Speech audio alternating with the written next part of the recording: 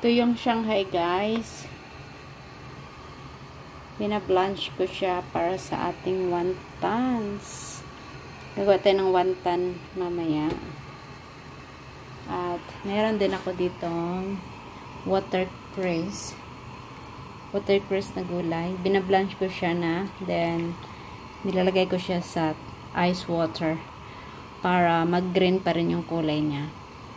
So, later, i-ano natin yan, i-chop natin yan gamit ang food processor. So, ito na yung gulay na nilagay ko sa ice water. After blanch, ilagay nyo sa ice water para mag-green pa rin yung kulay niya. So, ito yung kaninang watercress. Tinanggalan ko na siya ng tubig. Kailangan tanggalan nyo ng tubig.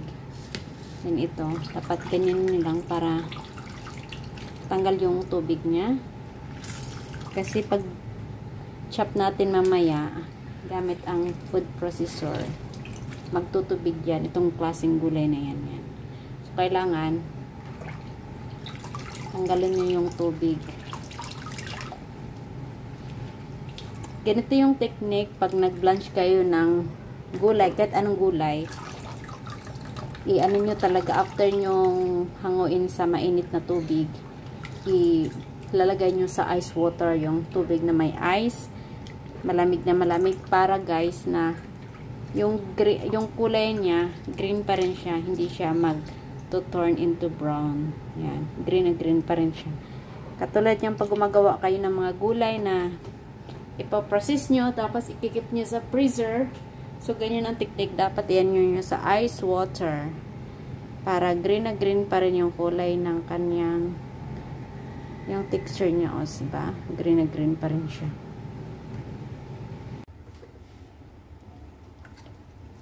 Ito na yon, i-chop na natin to gamit ang food processor.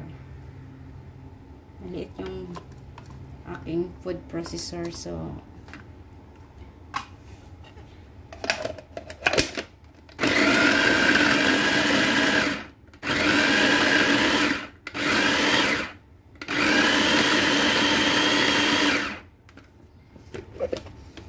ganyan lang siya.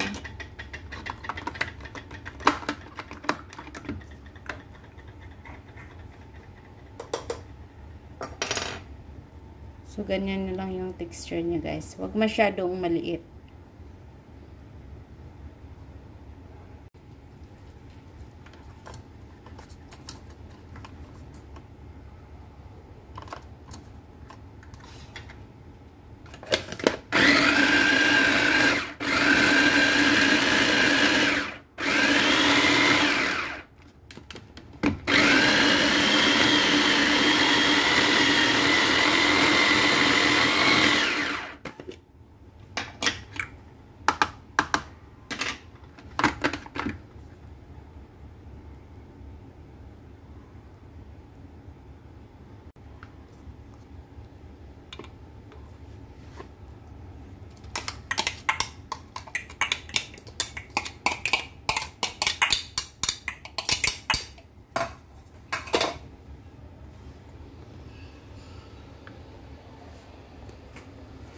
Ayan na lahat, guys, yung ating na chop na mga gulay. So, nilalagay ko siya sa drainer para ma-drain yung tubig. Kasi maraming tubig yan eh. Para hindi magtutubig yung ating filling na gagawin. Yan. Ayan, imimix na natin yung ating wonton filling. So, meron tayong minced pork. Ito yung minced pork. Yan. Lagay lang natin yung ating minced pork sa bowl. At isusunod natin yung ating chinachop kanina na vegetable. Ito yung kanina, guys, na vegetable. Isunod natin.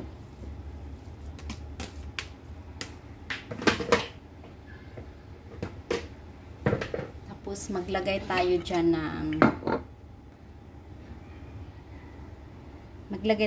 ng oyster.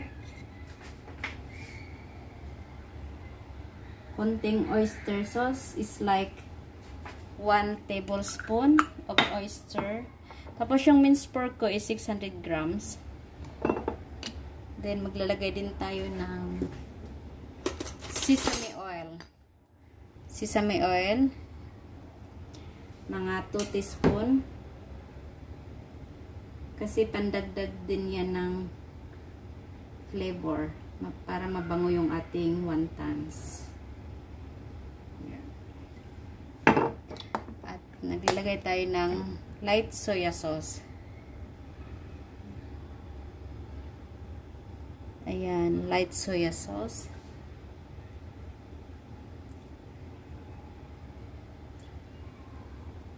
I think it's like around 2 tablespoon. At maglalagay ako konti ng chicken stock. 1 teaspoon. 1 teaspoon of chicken stock. Tapos, huwag nating kalimutan maglagay ng ground ginger. Yung iba, nilalagyan nila ng fresh ginger, pero mas maganda rin pag ground ginger para hindi ka na mag-chop-chop ng ginger. So, like that. Pandagdag flavor. Naglalagay ako konti ng asin kasi parang para balance yung kanyang mga 1 tablespoon of salt. And also, we're gonna put white pepper. I think like 2 spoon of white pepper. Konti lang. Maglagay tayo ng isang egg. Yan. So, it's just i-mix lang natin yun. Mix together. All the ingredients mix together. So, mabilis lang gumawa ng wontons. Ito is very healthy version talaga to kasi marami akong nilalagay ng gulay. You know, 2 klase ng gulay yung ginagamit ko dito. Kung wala naman kayong mabibiling watercress, kasi gusto ko yung amoy ng watercress. Kung wala kayong watercress na mabibili, pwede naman yung green Shanghai lang. Dagdagan nyo lang.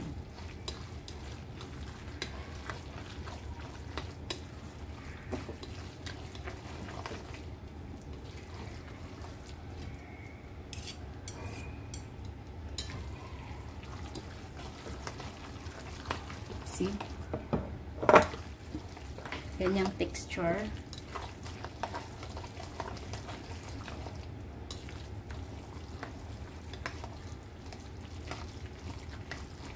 Dapat i-mix nyo ng maigi para mag ano yung lasa nyo ba, yung lahat ng nilalagay nating seasoning para even yung kanyang taste.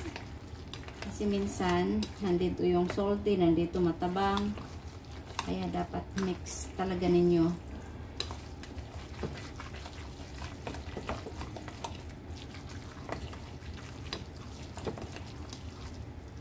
Masarap to siya gawing i-boil nyo lang. Tapos gawan nyo ng spicy sauce o kaya gawin yung wonton soup, lagdagan nyo ng noodles o kaya just wonton soup only and put some spring onion. Perfect na yan pang lunch or dinner. See? Ganyan ang texture niya, oh. It's so pretty.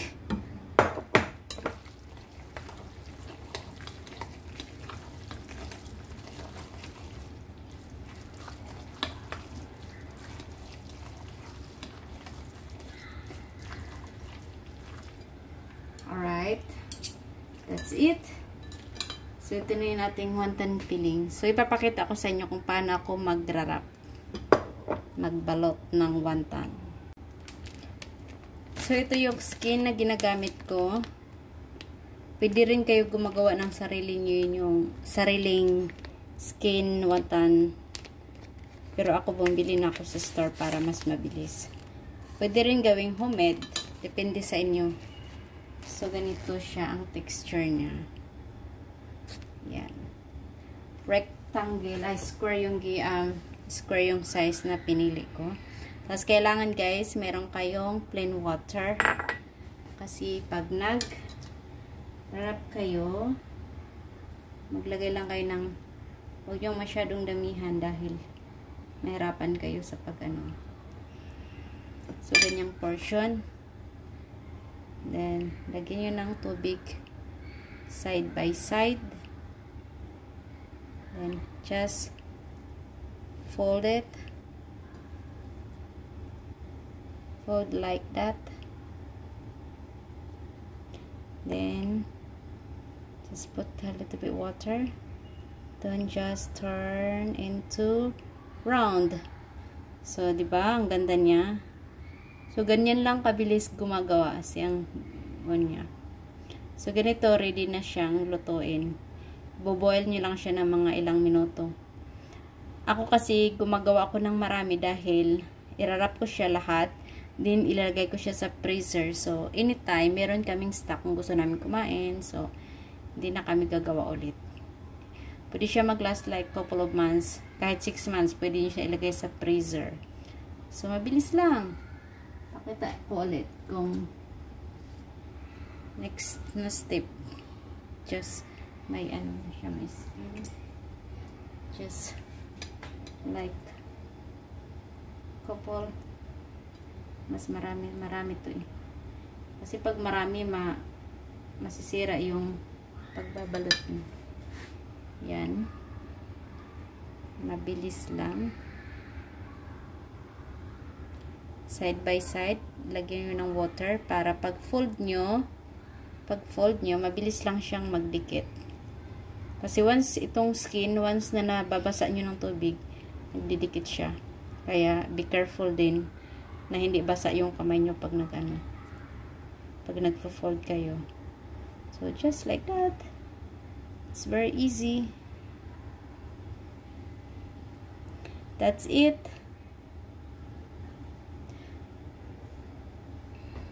So, ayan na po yung ating nagawa. Ito pa yung unang batch. Hindi po pa nagawa yung iba. Yan. Nilalagay ko siya ng ganyan. Nakahilera talaga siya. Tapos yung tray, nilalagyan ko siya ng cling wrap. Para pag nag-frozen siya, hindi siya didikit sa tray. So, ang ginawa ko yan guys, pag nag-frozen na siya, ililipat ko yan siya sa isang container o kaya sa isang plastic bag. Ilagay ko siya together. Tapos, binabalik ko ulit sa freezer. So, pwede nyo siyang malagay sa freezer ng ilang buwan. So, anytime, kung gusto nyo kumain, kukuha lang kayo at i-defrost nyo lang. Yan. Hindi nyo siya pwedeng i-diretso ilagay sa isang container na together, na hindi pa siya nag-frozen kasi magdikit-dikit yan. So, ganito ang kanyang proseso. Thank you for watching. God bless.